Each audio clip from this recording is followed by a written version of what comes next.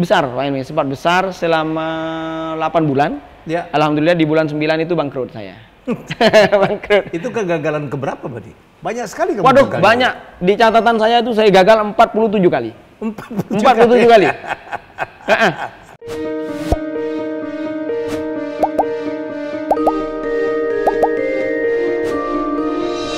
Ya, saya sekarang ada di Pamekasan. Jadi kalau bukan karena ada satu orang istimewa gitu ya. Istimewa banget. Lucu, unik, dan berasal betul-betul dari bawah. Perjuangan hidupnya luar biasa. Inilah kisah tentang mantan TKI asal Madura, merantau ke Malaysia. Kerjanya nanti kita buka habis-habisan, dan sekarang sudah memiliki 12 minimart ya di Madura dan di Jawa Timur. Ya, ini adalah Suwaidi, Rek. Assalamualaikum. Waalaikumsalam, Pak Helmi. Nggak nyangka saya ke Pamekasan ya. Iya, itulah kehidupan, Pak Helmi. Berapa umur sekarang, Pak Helmi? Sekarang saya umur 38. 38, masih Ya, muda. masih ya. muda. Perjalanan hidup luar biasa. Wih, luar Sekolah biasa. universitas mana? Alhamdulillah saya STT, SD tidak tamat. Taman SD. Iya, iya tamat SD. Taman SD. Iya, saya sempat bekerja di bank juga sih. Kerja di bank? Iya, bangunan. Karena kerja, saya tuh seneng banget orang Madura tuh. Iya. Oh iya, keras tapi humornya tuh Iya. luar biasa. Jadi pernah kerja bangunan? Karena udah 16 tahun, Pak. Di mana? Di Pamekasan? Malaysia. Di Malaysia? Iya. Dari umur berapa? Saya kebetulan umur 13 tahun udah merantau. 13 tahun udah merantau? 13 tahun. Banyak orang Madura di Banyak. di Malaysia? Banyak banget. Di situ kerja apa aja? Tukang bangunan? Saya di 13 tahun belum bekerja.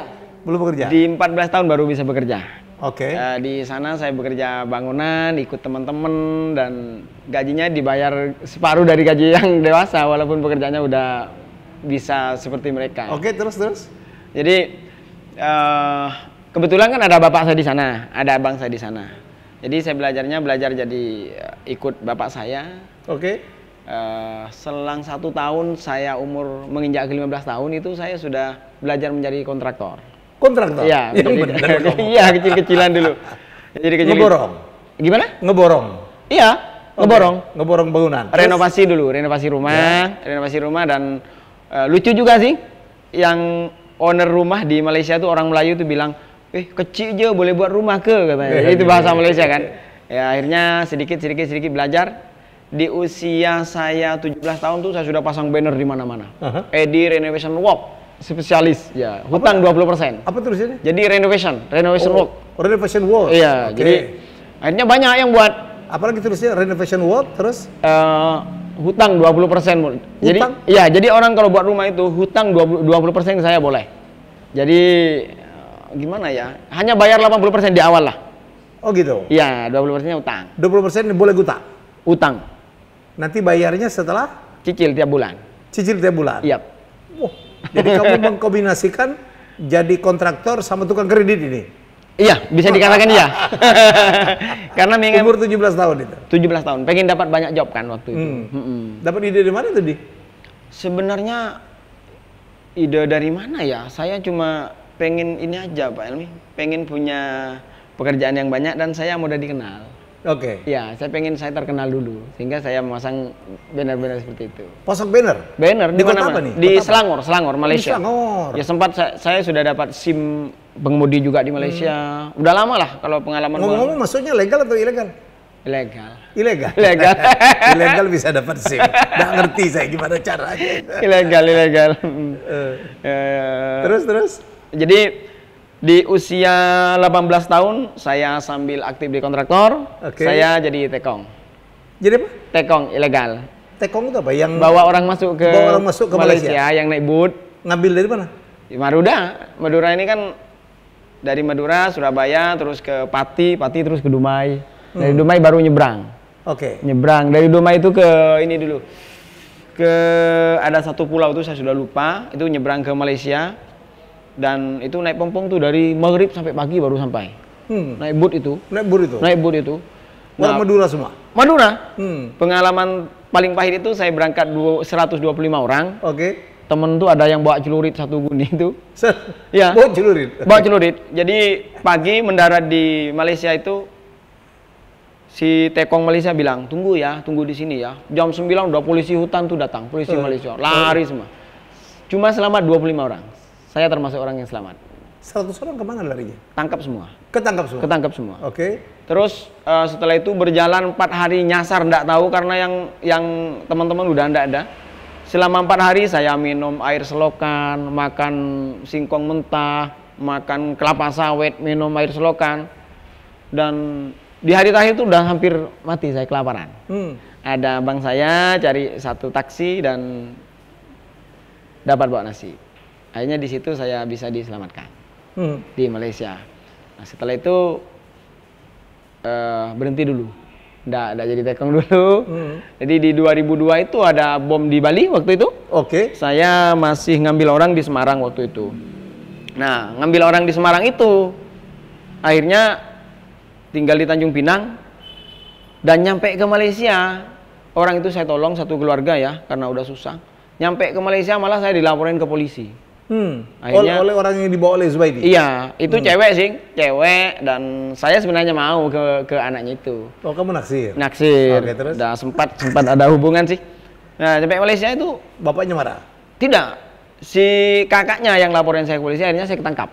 Ketangkap? Ketangkap. 6 hari masuk di dalam, 12 hari keluar. Jadi nggak diusir? Ya selesaikan secara kekeluargaan sama polisi itu, akhirnya aman lah keluar. Nah, di situ baru saya mulai lagi kontraktor dan belajar ekspor barang dari Indonesia ke Malaysia. Oh iya, umur berapa tuh? Waktu itu 23 sudah, umur 23, tahun 2003. Kalau enggak salah sekian 21, 23 gitulah. Jadi saya ekspor barang ke luar negeri, ada kapulaga, kunyit, jahe, asam. Nah, ngirim sekali pakai yang kontainer. Yang kedua kali tidak dibayar sama orangnya di sana. Orang Malaysia? Ya, akhirnya berhenti. Nah, setelah berhenti, saya mulai lagi kontraktor. Kontraktor lagi? Balik lagi kontraktor? Balik lagi kontraktor. Nah, setelah dari kontraktor kan saya punya keinginan Pak Hilmi, karena saya dilahirkan dari orang yang susah. Bapak saya ninggalkan saya umur 4 tahun. Setelah di Malaysia ibu saya diceraikan, jadi saya hidup bersama ibu. Nah, jadi ibu menikah. Nah, bapak tiri saya ini jahat. Akhirnya saya kerja, disuruh kerja terus. Saya punya adik 2 kan. Adik juga ya dia anak tirikan banget sih. Akhirnya saya waktu itu juga ini kembali lagi kecil ya, saya tanam tembakau, saya nguli, saya pelihara sapi. Balik lagi ke Madura? Enggak, saya ceritanya nih balik lagi ke kecil ya. Jadi saya pelihara sapi, punya tetangga itu pelihara sapi 7 bulan hanya dikasih hasil Rp5.000 waktu itu. Sama orangnya itu agak kejam sedikit sih. Nah, setelah itu barulah yang tadi tahun 97 saya berangkat ke Malaysia. Berangkat ke Malaysia? Iya, jadi setelah saya ketangkap, waktu itu saya mulai belajar ekspor, impor, dan akhirnya gagal, saya usaha lagi. Nah, masuk di dunia MLM sebentar. MLM? Ya, dari MLM. Di Malaysia kan banyak MLM ya? Banyak. Dari MLM itu gagal, akhirnya fokus lagi di kerja. Fokus lagi di kerja, 2008, kerja 1 tahun, 2009 ketemu lagi MLM. MLM yang lain lagi? Lain, 2010 habis lagi, jatuh lagi. Hanya fokus di kerja, terus jadi tekong lagi. Tekong lagi? Tekong ngambil lagi. tenaga kerja lagi? Iya, itu sudah salah saya ngambilnya itu. Terus yang 2012, kan 2010 tadi kan, udah habis dari MLM, 2012-nya ketemu lagi MLM. Yang terakhir itu, MLM itu menurut saya. Nah, MLM itu yang merubah hidup saya. Nah, di MLM itu akhirnya di 2012, 2013 saya pulang, buka usaha di sini. Buka usaha dengan bermodalkan bahasa, buka camilan, kerupuk, jagung, dan lain-lain itu. Besar, Pak Hilmi, sempat besar selama 8 bulan. Ya. Alhamdulillah di bulan 9 itu bangkrut saya. Bangkrut. Itu kegagalan keberapa berarti? Banyak sekali kamu Waduh, gagal. banyak. Di catatan saya itu saya gagal 47 kali. 47 kali. Jadi di camilan itu gagalnya gini, waktu harga saya 10.000, ada orang ngantem di harga 6.000. Saya sudah waktu itu punya pekerja 28 orang di rumah, tapi di rumah jemur itu buat kerupuk sendiri, saya buat sistem sendiri, akhirnya jadi. Nah, setelah jatuh dari itu, akhirnya saya buka rental. Di rental itu juga Rental apa? rental mobil. 3 bulan mobil satu hilang. Mobil satu hilang? Satu hilang. Itu pun saya 3 mobil kredit semua. Nah setelah itu udah anu ya, apa namanya ya, udah di rumah pun udah enak duduk, kolektor datang, tetangga yang datang. Yeah. Istri kalau kan di depan rumah itu kebetulan ada polisi tidur tuh. Begitu jalan kan motor pelan-pelan, istri lihat, oh bukan bang, oh ada orang nagih utang bang, saya lari ke belakang. Lari sampai kolektor pun saya ambilkan celurit, dari bank BRI pun saya ambilkan celurit, lari semua itu. Akhirnya terakhir saya jualan ayam ke pasar. Jualan ayam? Bak gerobak itu. Bak gerobak. Di Pamekasan? Iya di Pamekasan. Oke. Saya waktu itu kan sukanya saya pakai celana yang kain kayak kantoran itu kan. Jadi jualannya kayak gitu. Berangkat sebelum adzan subuh. Iya. Saya pulang sebelum matahari terbit karena malu sama tetangga. Nah, yang terakhir itu saya jualan ke pasar yang baru. Saya bawa 12 ayam, katanya di sana bagus pasarnya. Ternyata hanya laku 3 dan sampai siang. Saya di situ sumpah saya tidak mau jualan ayam lagi, sama kurung sama ayam ditinggal di pasar. Karena? Mau pulang udah malu saya. Malu? Malu. Kalau ketahuan jualan ayam ke pasar? Iya, sama tetangga. Kan tetangga itu taunya saya... Udah miskin, nggak berhasil, malunya besar juga ya? Ya, karena gini, hinaan tetangga dengan hinaan teman beda. Oh. Kalau hinaan tetangga itu menyangkut anak, istri, dan mertua. Kalau teman-teman kan mereka nggak tahu. Akhirnya saya tinggal ayam di sana, dan diambil sama orang nggak tahu, dan saya berangkat ke Bandung. Ke Bandung? Yap, berangkat ke Bandung dengan modal cincin kawin istri saya bawa, dan di sana saya coba melihat teman-teman tuh pasang gigi tuh kok gampang. Akhirnya saya disuruh coba saya waktu itu pasiennya anak SMA, cantik banget itu, putih. Saya memang seneng orang seperti itu. Jadi si pasien tuh nanya, loh kok dokternya gemeteran? Saya kan udah punya bahasa dulu di MLM. Loh saya di kontrakan saya nggak pernah masang orang secantik kamu. Ini yang pertama cantik kamu. Akhirnya separuh buka karet, saya berhenti. Kenapa? Om, saya nggak bisa masang ya om. Kenapa? Ini cantik banget om. Sebenarnya saya nggak bisa. Pertama Pak Helmi. Iya. Yang pertama. Jadi setelah itu saya tinggal dipecat akhirnya. Enggak. Di dokter gigi itu, di apa tukang gigi? Enggak, kan saya cuma belajar. Setelah itu saya mencari cara, ini kayaknya kalau saya masang di sini enggak bisa. Saya harus berangkat ke Malaysia. Akhirnya saya utang dengan modal 1.490.000. Saya utang beli barang bekas, apa bekas, sama bekas kan. Hanya masuk ke Malaysia. Oke. Dari teman-teman nanya, loh kalau bahasa Maduranya, leteti dokter. Udah jadi dokter katanya. Iya bos, ayo kalau masang gigi ada yang nyoci, ada yang kesetrum mulutnya teman saya. Karena barangnya barang bekas. Nah, jadi sebulan 2 bulan tidak ada yang mau pasang. Hanya saya pulang lagi ke kegagalan berikutnya lagi. Iya, pulang. Akhirnya saya maksa lagi. Oh, mungkin behel yang kemarin ini tidak cocok, saya bawa lagi. Situ saya coba masang ke anak-anak kuliahan. Dek, mau ndak pasang behel? Saya ini dokter, Dek. Saya kasih gratis. Ya gratis di promo. Akhirnya setelah anak kuliahan itu promo ke teman-temannya, rame yang masang, Pak. Saya 17 bulan itu 252 juta itu lunas hutang. Lunas hutang? Itu kembali di Pamekasan? Iya. Oke, terus? Nah, setelah kembali, saya coba usaha lagi di sini. Saya usaha apa lagi? Usaha ini Pak Ilmi, keropok lagi Pak Ilmi. Keropok lagi, tapi saya tidak pakai motor. Jadi saya stok, tapi gagal lagi. Gagal lagi. Setelah gagal lagi, singkat cerita di 2017. Oh, setelah gagal tuh saya fokus lagi di MLM. Balik lagi ke situ. Setelah itu 2017 itu saya mengenal satu bisnis yang namanya cryptocurrency. Nah, cryptocurrency itu orang Madura yang sekolahnya cuma tamat SD. Iya. Ngerti cryptocurrency. Dari siapa kamu tahu cryptocurrency? Oh gini, saya punya teman itu sekarang ada di Malaysia. Beliau hebat, baik hati. Iya. Orangnya sangat terbuka, baik. Beliau ngajak saya ke bisnis cryptocurrency. Mereka berhasil.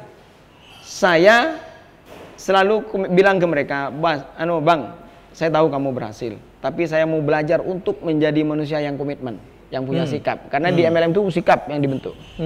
Akhirnya selama 9 bulan datanglah teman saya, sahabat saya itu orangnya kecil, mongil, sabar, menyampaikan dengan baik.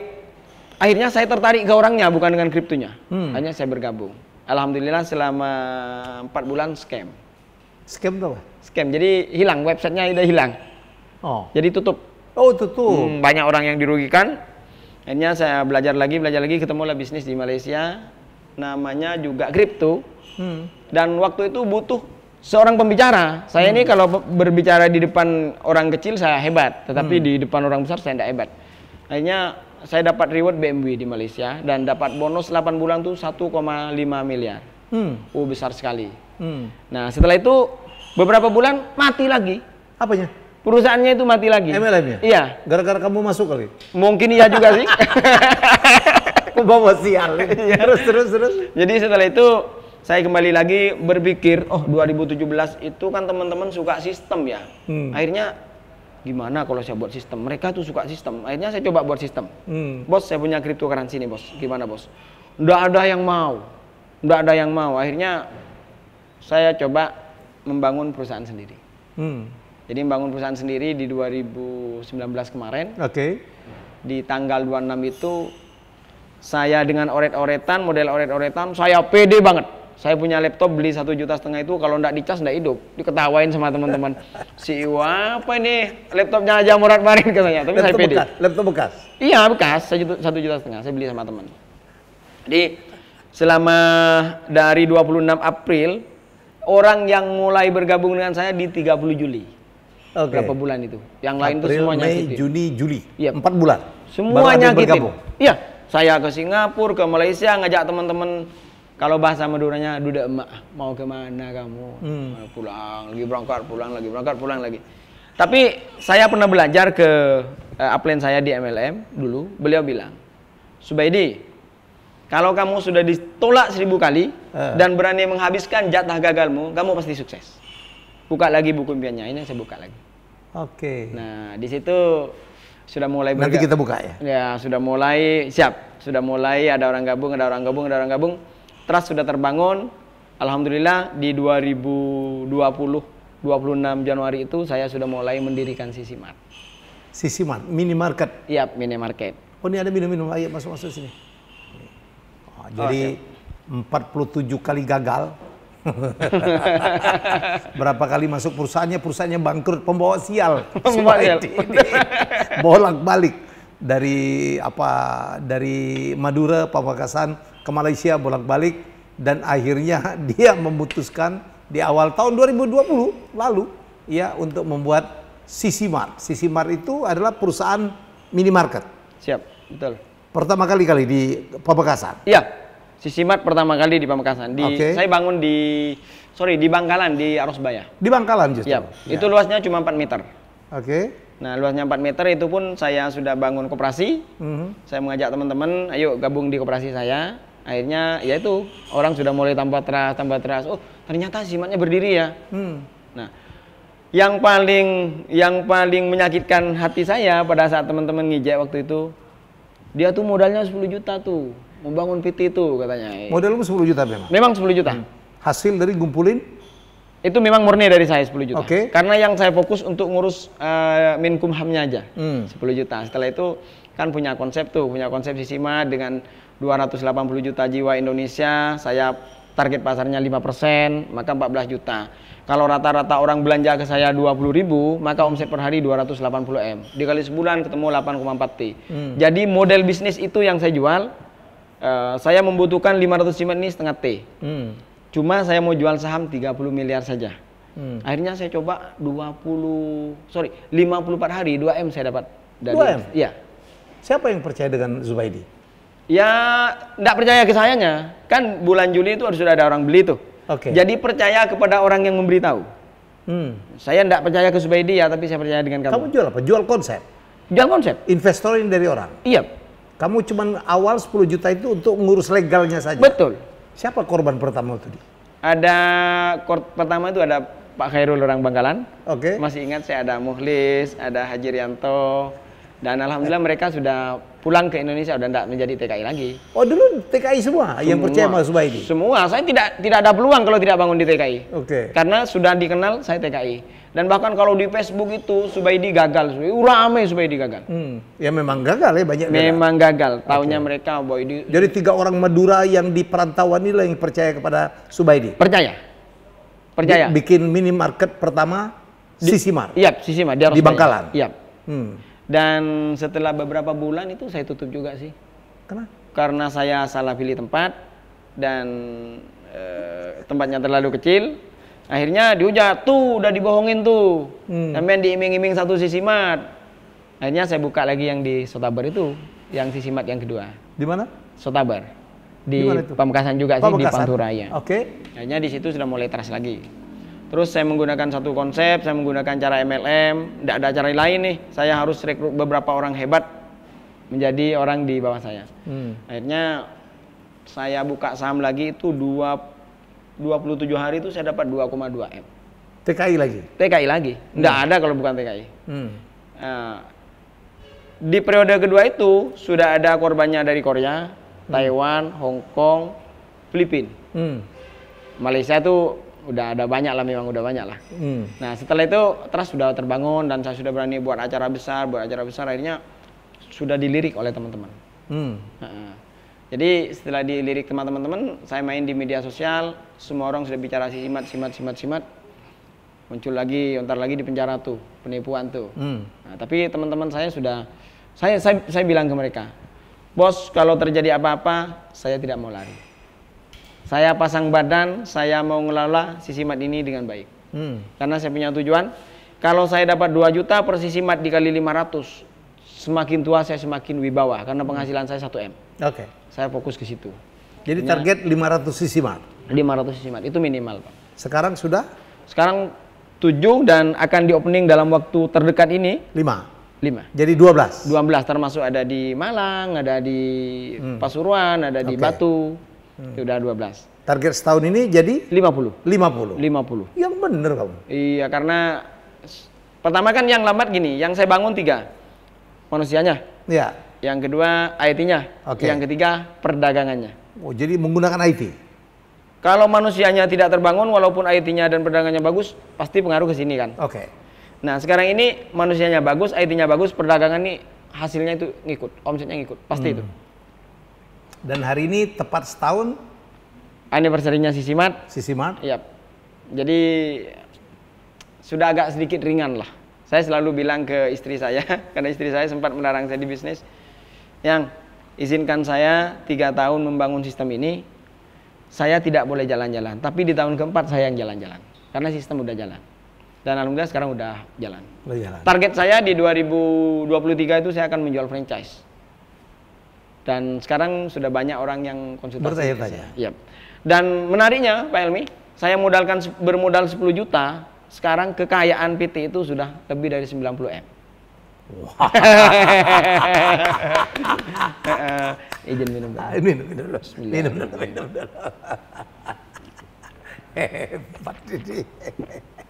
Semoga Anda menyimak sebuah inspirasi dari sebuah kota kecil di Madura, ya, Pamekasan. Seorang mantan TKI, bolak-balik Malaysia, Indonesia, 47 kali mencoba profesi, gagal gitu. Jadi ini kalau ngelihat kisah Subaidi ini, Jack Ma aja kalah banyak gagalnya gitu. Iya. Iya. Kalau harus menyebut apa yang membuat akhirnya Subaidi sukses? Oh, pertama. Pelajaran apa? Pertama, saya dendam dengan kemiskinan. Dendam dan kemiskinan. Karena berasal dari keluarga miskin. Betul. Yang membuat saya dendam, pertama. Banyak dihina orang dulu? Oh, itu sudah pasti. Yang pertama, saya hari-hari besar seperti Lebaran, saya tidak bisa ketemu dengan kakak adik saya. Karena di Malaysia? Semua merantau. Merantau? Yes. Dan antara persahabatan antara abang adik itu tidak kuat, Pak. Oke. Karena orang tua tidak pernah mendidik dan tidak mengajarkan ke saya. Dan itu saya berpikir ini tidak boleh turun ke anak saya. Oke. Sehingga saya harus menuliskan buku impian yang pernah dikatakan oleh upline saya di Medan. Sebenarnya bisnis ini tentang impian. Apabila bicara impian saya itu tidak paham-paham. Ternyata saya coba menuliskan buku impian. Coba tuliskan hal kecil. Apa dalam hidupmu yang paling ditakuti? Anak. Anak? Ya. Maksudnya? Gini. Dulu saya waktu di MLM itu kan saya bawa brosur tuh, flyers tuh. Jadi ada gambar-gambarnya orang yang berhasil. Jadi dia selalu nanya, ya gambarnya ayah mana? Aku enggak pernah ada di sini. Anakmu yang mana Yang ada yang besar sekarang sudah SMK. Yang sekarang di SMK itu? Iya. Siapa namanya? Muhammad Nur Zaidi. Muhammad Nur Zaidi. Muhammad Nur Zaidi. Jadi beliau selalu nanya, ayah kapan sukses? Saya terpukul, saya nangis. Akhirnya itu yang membuat saya. Malu dia punya orang tua seperti Zubaidi. Gimana? Malu dia punya orang tua seperti Zubaidi. Tidak. Beliau tuh bangga punya orang tua seperti saya. Tapi dia menagih kapan sukses? Kapan sukses?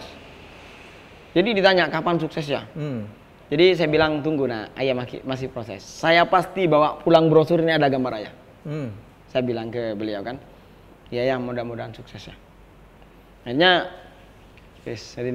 jadi disitulah saya dendam, Pak. Rantai kemiskinan ini harus saya potong. Harus diputus. Ya. Saya tidak fokus apa prosesnya, tapi saya fokus tujuan. Pada hasil tujuannya. Ya. Orang hina apapun karena saya pernah mendengar dari upline saya itu tidak beragama, orang Cina. Kalau kamu melakukan sesuatu yang sama dengan teman-teman kamu, hasilnya sama. Kamu harus melakukan hal yang berbeda. Atau mungkin lebih buruk kalau sama ya. Bisa jadi. Ya, terus. Jadi harus membuat sesuatu yang berbeda dari teman. Yang berbeda. Salah satu contoh, ada anjing yang mengejar nyamuk. Orang melihat anjing mondar-mandir ke barat, ke timur, ke barat, ke timur. Orang yang melihat gila anjing itu. Apa yang dikejar mondar-mandir? Karena mereka tidak melihat nyamuknya. Oke. Di sama saya begitu. Bila teman-teman bilang, kamu ini mau buat apa? Kamu ndak tahu kalau anjing itu sedang ngejar nyamuk.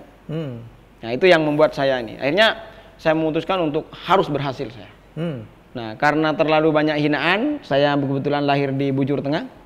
Akhirnya saya keluar, hijrah. Saya membuat satu bisnis yang gila menurut saya karena orang tua saya pernah pesan. Kalau bahasa Madura, Cong, muntet tiap pelacur, melacur nengiro mana? Apa Cong. sih? Begini, maksudnya kalau bahasa Indonesia, Cong, kalau kamu mau melacur, jangan di sekeliling rumahmu. Bikin malu? Ya, melacur di luar enggak apa-apa. Hanya saya pegang, saya jalankan bisnis di luar, saya buat gila-gilaan. Saya pernah presentasi di Simbah Air sama orang di Batam, pernah. Tengah presentasi, kamu bukan orang penting. Saya orang penting, tahu nggak katanya. Orang Medan dia. Oh iya, kalau boleh tahu ibu kerja apa? Saya kerja rumah tangga, 9 rumah katanya. Duh, rumah tangga aja kok sombong. Nah, saya punya dendam, saya harus sukses. Saya kejar, 9 kali saya presentasi, akhirnya gabung. Orang itu? Gabung, orang itu dan banyak belajar ke saya. Akhirnya kalau ketemu itu peluk. Orang Medan? Orang Medan. Di Batam? Ya, jadi kalau ketemu orang yang keras, orang yang sikapnya tidak baik dengan kita itu karena mereka belum tahu dan belum sadar. Nah itu yang selalu saya sikapi. Dan saya mengharamkan saya nonton TV. Saya selalu bilang sama istri, Yang, kalau kamu bicara sukses, kalau masih nonton TV 2 jam sehari, jangan pernah bermimpi sukses. Hanya saya tidak baca TV, yang dulunya saya suka politik, tidak baca politik. Saya baca buku tentang buku positif dan mencari kawan dan pengaruhi orang lain. Oh itu? Iya.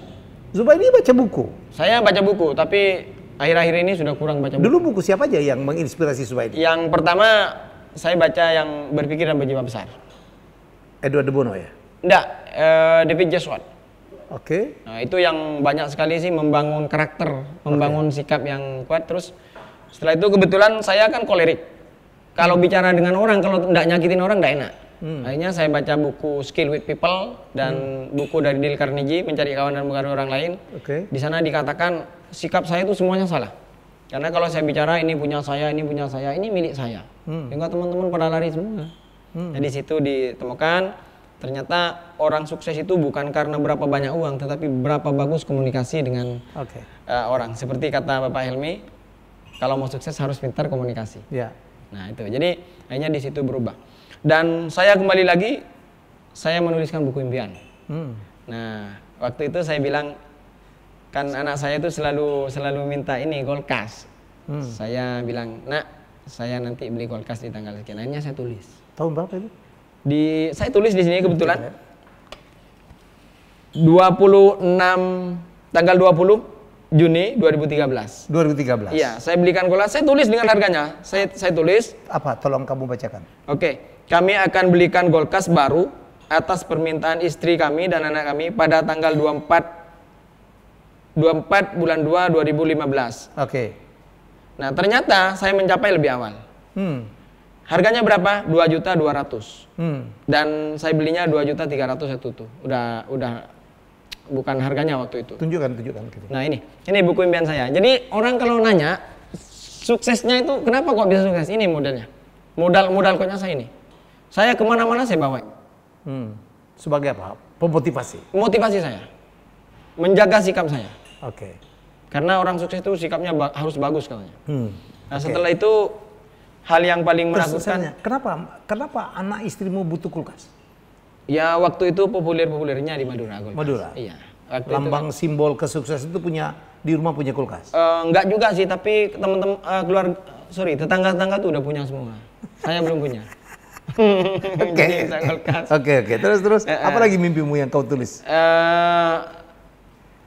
Yang paling kuat ini ketakutan. Ketakutan dalam hidup. Ya, ini apa lagi nih? Ada gambar anakmu nih. Ada gambar anak ini. Sebelum saya tulis di sini, sebelum saya berangkat ke Malaysia tanggal 16 bulan 9 Jumat, beliau sempat meminta baju yang telah dipakai. Baju saya nih. Yang telah dipakai? Iya ini. Ini baju bapak aja, baju Subaidi? Baju saya. Oke. Jadi beliau minta sebagai pengobat rindu. Oke, terus? Jadi ketakutan terbesar saya Pak Helmi, apabila saya pulang malam, saya melihat anak saya itu tidur di kata orang Malaysia itu katil, di ranjang yang tidak layak. Saya melihat beliau memeluk sarung saya. Wah, saya pikir saya kemarin nonton film.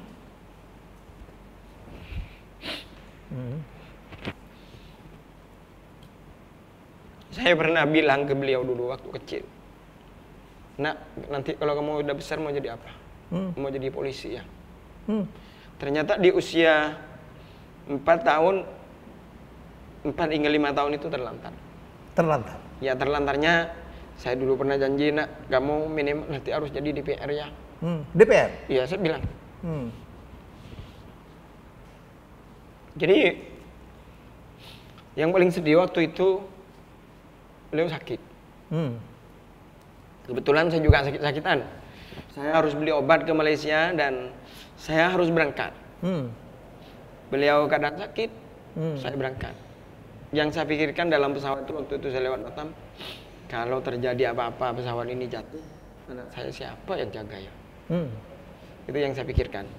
Nah, ketakutan berikutnya di sini, kalau saya berhenti di perusahaan itu, saya tidak sebutkan ya, 100% saya pasti mewariskan pekerjaan yang tidak jelas dengan kehidupan yang serba susah kepada keluarga dan anak saya.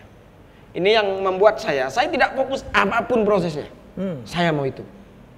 Sampai mertua saya bilang, Cong, nanti kamu itu angklongan pun dijual, istrinya pun dijual. Semua dijual. Saya bilang, enggak apa-apa mak, yang penting saya enggak jual rumah mama. Sama mertua itu. Sedih.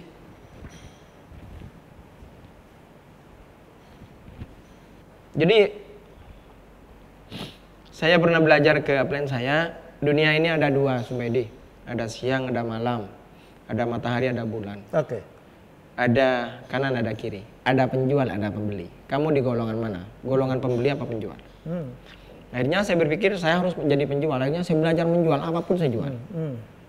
Ya, di situ ya sempat dihina, sempat dikeroyok juga sama saudara mertua. Dikirain saya mau rampas tanah, itu diusir juga pernah sih. Terus ini yang ketakutan yang tentang anak saya.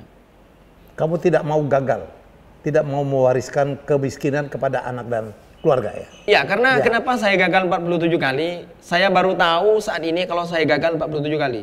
Sebenarnya setelah saya paham, ternyata proses saya menuju sukses itu 47 kali. Jadi saya tidak fokus prosesnya apapun, tidak fokus.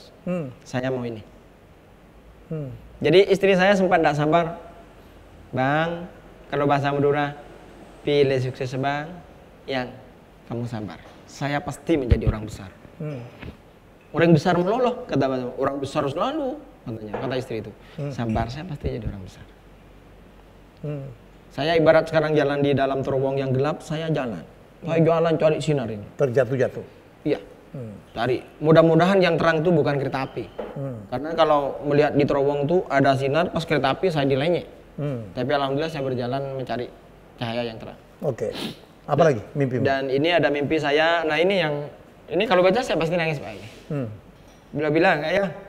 Ini anak yang kecil? Masih anak tadi? yang itu. Suwaidi? Iya. Beliau bilang, ayah, aku inginkan rumah sendiri. Saya tidak mau numpang terus. Ayah janji ayah akan bekerja keras demi mewujudkan permintaan anakku sebelum ayah pergi, meninggal maksudnya. Jadi ya Allah, aku mohon jangan cabut nyawaku selagi saya belum memberikan yang terbaik kepada anak saya. Jadi ini tulisan Zubaidi? Tulisan saya. Ini yang tadi yang disampaikan ya. Yang tentang saya. ketakutan. Iya, ketakutan. Jadi modalnya adalah ketakutan. Nah terus ini saya menuliskan juga orang tua saya, mertua saya. Saya janji, ayahku maafkan anakmu yang banyak berdosa ini. Aku janji, aku akan menghantar ayah umroh dan ibu melalui bisnis saya pada Desember 2020. Saya rencana mau berangkat kemarin di 21 Januari, pas kebetulan beberapa bulan berikutnya COVID. Gagal berangkat. Sampai saat ini belum berangkat. Hutang. Saya udah bilang kemarin, ya hutang. Kalaupun ayah meninggal, nanti budal. Saya akan hajikan juga. Dan saya juga punya impian pengen beli mobil ya, karena waktu itu sudah tahu susah ya. Jadi impiannya di mobil Vios saja. Mobil idaman Vios 2010 akan dibeli pada Februari 2017, harga 80 juta. Warnanya silver. Saya tuliskan. Saya selalu kalau menulis buku impian visual ya. Iya. Sedetail mungkin. Detail mungkin. Jangka pendek, jangka menengah, jangka panjang. Saya tulis. Akhirnya saya ingin belikan sepeda atau basikal ya, anak saya. Sepeda itu, basikal itu. Iya, karena beliau selalu minta kan. 17 Agustus 2019 mau beli kereta Audi. Saya juga pernah bermimpi mau beli Audi 2019. Tapi waktu itu sih 2018 saya sudah dapat reward di satu MLM itu, BMW yang 5 Series itu. Ini yang menjadi impian. Terus ada juga, nah sekarang saya punya impian untuk mensukseskan PT SSI. Ya, PT SSI minimal 1.500 orang di 2022 ini. Karyawan 1.500. Karyawan serta leader yang marketing saya. Dan ini juga impian saya, ada Mobilio. Impian. Dan udah tercapai? Alhamdulillah, saya mimpinya Mobilio, saya sudah belikan istri Honda Accord dan saya sudah pakai Alphard. Saya tadi dijemput sama Zubaidi pakai Alphard. Alphard nih pakai tadi? Iya, punya saya. Jadi dia mencapai mimpi lebih besar daripada mimpi aslinya. Benar. Dan ini mimpi saya yang belum saya wujudkan, bukan tidak tercapai sih, bukan tidak mampu, sudah mampu, tapi saya masih fokus ke pengembangan bisnis. Jadi saya punya impian rumah kami sekeluarga. Kos pembangunan RPG 700 juta akan dibangun pada 23 Agustus 2020 dengan penghasilan Rp 80 juta per bulan. Dan alhamdulillah kemarin 2020 saya bangun rumah itu, tapi tidak sebagus ini. Bulan Januari 2020 sudah bangun 2 lantai, tapi tidak sebagus ini. Di belakang aja yang dibangun 2 lantai. Ya, alhamdulillah sudah tercapai. Jadi Allah itu saya selalu bilang ke teman-teman, Allah itu selalu memberi. Cuma saja Anda yang tidak sabar. Kejar, pasti bisa. Atau tidak diminta. Ada orang minta, tapi tidak dikejar. Tidak dikejar. Rata-rata teman saya tanya, kamu kalau diberikan kehidupan yang mapan mau penghasilan berapa? 100 juta per bulan. Pekerjaanmu layaknya 1 juta. Kamu tidak akan pernah mencapai keberhasilan. Mau berhasil, etos kerjanya harus kuat. Jangan mengenal waktu. Kerja, tapi jangan salah pekerjaan. Tukang beca juga kerja, tapi hasilnya beda. Pembisnis beda. Nah, yang membuat saya, kenapa harus saya membuat sistem dan membangun perusahaan ini, saya berpikir gini. 1 dikali 1 juta, 1 juta. 1 juta. 1000 dikali 1 juta, 1 miliar. 1 juta. 1.000 rupiah dikali 1000, 1 juta ya. 1000 dikali 1 juta 1 miliar. 1 miliar ya? Ya. Jadi hitungannya gini, kalau saya bisa penghasilan 1 juta dari pribadi saya sakit, saya tidak berpenghasilan. Tetapi kalau dari 1000 orang, sakit 5 orang, saya masih punya penghasilan. Akhirnya saya membuat satu sistem yang hari ini sudah sampai Dubai, Taiwan, Hong Kong, Korea. Dan database kemarin terakhir di 2020 itu sudah hampir 40.000 database saya. Database. TKI semua? Enggak juga sih, sudah ada yang orang Singapura ada, orang Brunei ada, orang Malaysia ada, orang Korea juga ada, yang cryptocurrency. Cryptocurrency. Luar biasa. Apa yang kemarin membuat Zubaidi mengagetkan kami gitu? Saya, Mas Wowi, ya, kok tiba-tiba ikut Mastermind? Jangan-jangan kamu orang Madura pertama yang ikut CEO Mastermind? Kayaknya saya yang pertama, karena kemarin saya hadir di gathering, hadir di acara-acara berikutnya. Nggak ada Madura yang lain? Ada. Yang membuat saya kenapa harus ikut, yang pertama, saya sudah CEO, saya harus punya ilmu CEO. Dan yang kedua, selalu dikatakan semua orang itu makan dengan ilmunya. Semua orang? Manusia ini makan dengan ilmunya. Makan dengan ilmunya, oke. Jadi ilmunya apa, mereka akan menghasilkan dari ilmu itu. Itu yang membuat saya belajar. Yang ketiga, nanti kalau pengikut saya ini hebat dan saya tidak hebat, bagaimana? Karena pernah saya mengeluarkan kata-kata mutiara, 3 karakter pemimpin. Yang pertama, saya solusi dari orang yang saya pimpin. Oke. Yang kedua, saya teman kepada yang orang yang dipimpin. pimpin. Yang ketiga, saya harus menjadi kebanggaan. Nah, ini harus dari secara knowledge harus mengalahkan mereka. Dan yang paling kuat, saya mengikuti acara Mastermind itu, banyak teman-teman itu pernah mengikuti acaranya Pak Helmy dan sering nonton YouTube-nya Pak Helmy. Jadi itu yang membuat saya harus ikut nih. Saya pernah makan durian di Pakong itu, saya pernah ikut acaranya Pak Helmy, keren, cewek itu. Oh ya? Nah, waktu itu Isya sudah saya pulang dari kerja, saya harus ikut nih. Hanya saya ikut. Dan kemarin saya juga ikut acaranya Bong Chandra, pengen tahu properti juga. Alhamdulillah sekarang saya sudah punya perumahan Estan Imperial yang Perumahan mewah pertama di Pamekasan? di Madura.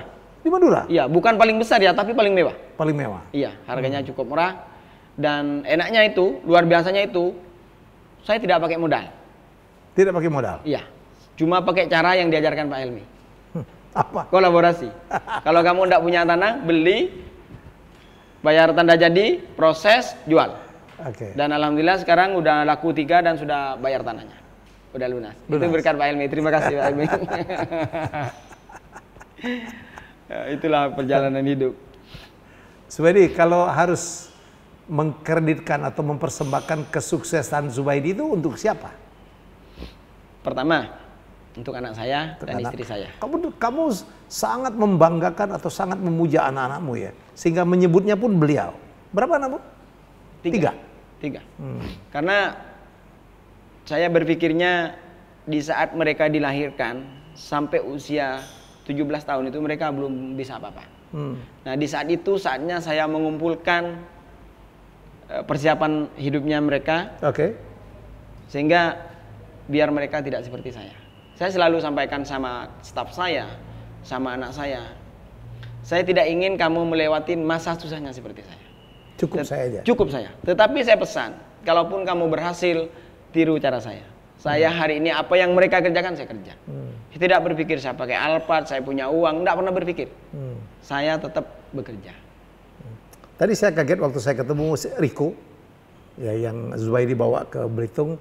Saya ingat betul. Ini apa idola kamu ya, tunjuk ke saya. Iya. Dan Riko itu anaknya kecil umur berapa tahun? Itu sekarang umur 3 tahun lebih lah, mau 4 tahun. Dan dia bilang, enggak, idola saya itu adalah ayah. Iya. Kebanggaannya saya memang. Kebanggaannya. Kebetulan anak saya yang pertama, yang kedua, yang ketiga juga. Kalau yang pertama itu bangga dengan rambut saya. Oke, kenapa? Karena gini.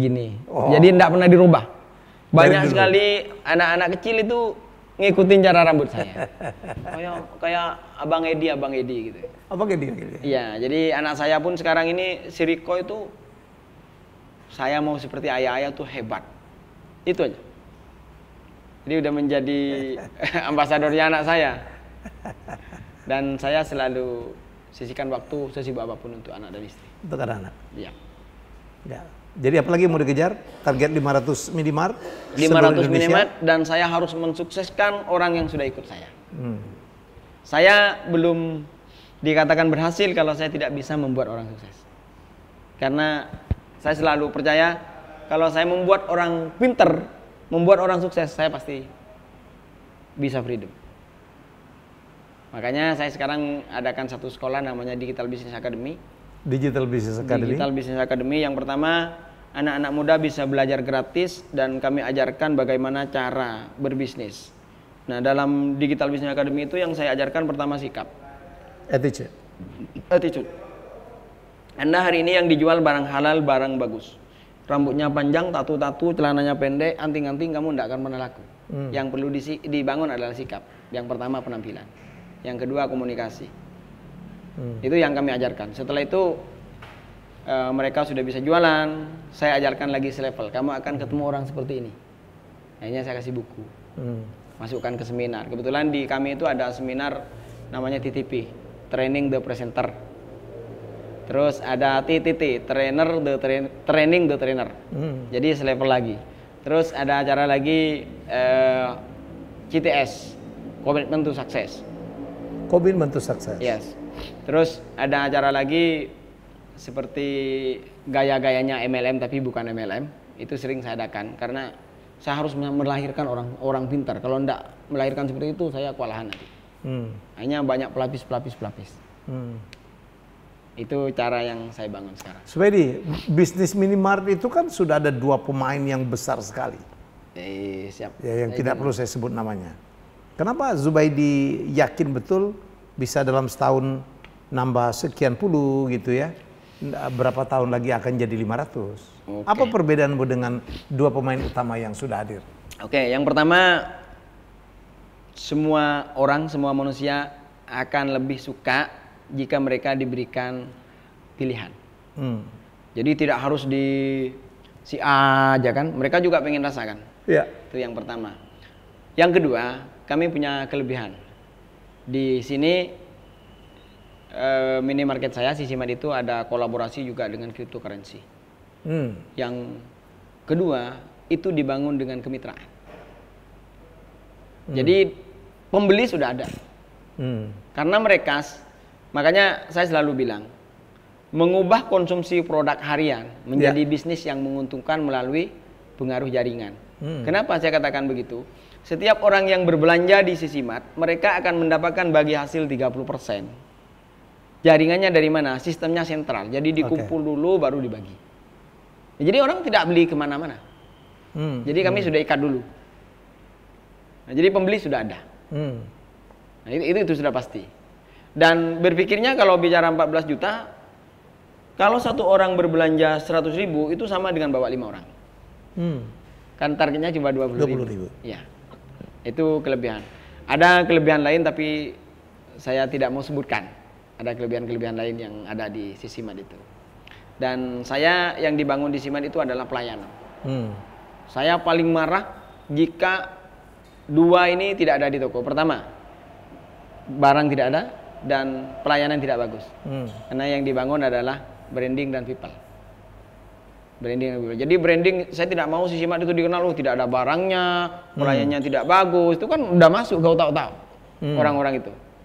Dan saya yakin, kenapa saya yakin banget 2 minimarket yang ada sekarang itu pasti dimulai bisa lebih parah dari saya. Soal hari ini, jangan lihat hari ininya, lihat di tahun dulu. Nah, kalau tahun dulu mereka memulai tanpa kendaraan, tanpa barang bagus, saya memulai dengan barang yang bagus, berarti potensinya lebih besar saya.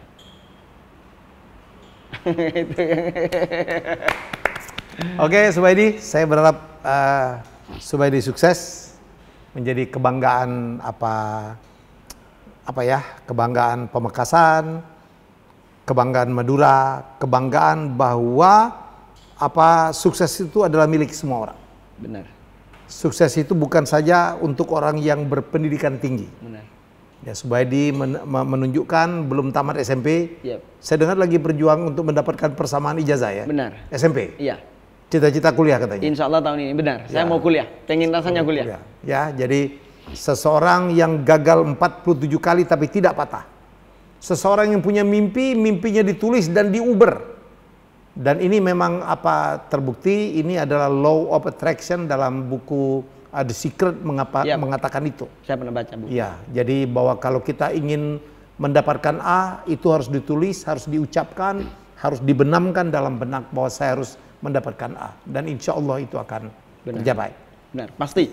Ya, saya berharap kita mendapatkan pelajaran banyak dari Pamekasan. Saya jauh-jauh datang dari Jakarta, undangan beliau, dan saya bilang, Subaidi, ceritakan tentang apa kisah hebatmu itu. Ya, kalau kisah hebat dari tokoh-tokoh yang sudah terkenal, yang sudah didengar di mana-mana, itu barangkali Anda ya para penonton Helmia Bicara bisa dapatkan di mana-mana. Ya, saya sekarang pergi dari desa ke desa, dari kabupaten-kabupaten untuk menemui orang-orang hebat. Ya, tidak hanya para bupati. Ya, jadi inilah yang bisa saya lakukan dan saya senang melakukannya. Itulah juga tujuan saya membuat Helmia Bicara. Semoga ya Anda tetap tonton, ya please like, komen, dan juga subscribe Helmia Bicara. Kita jumpa lagi dengan tamu hebat saya selanjutnya. Bye-bye.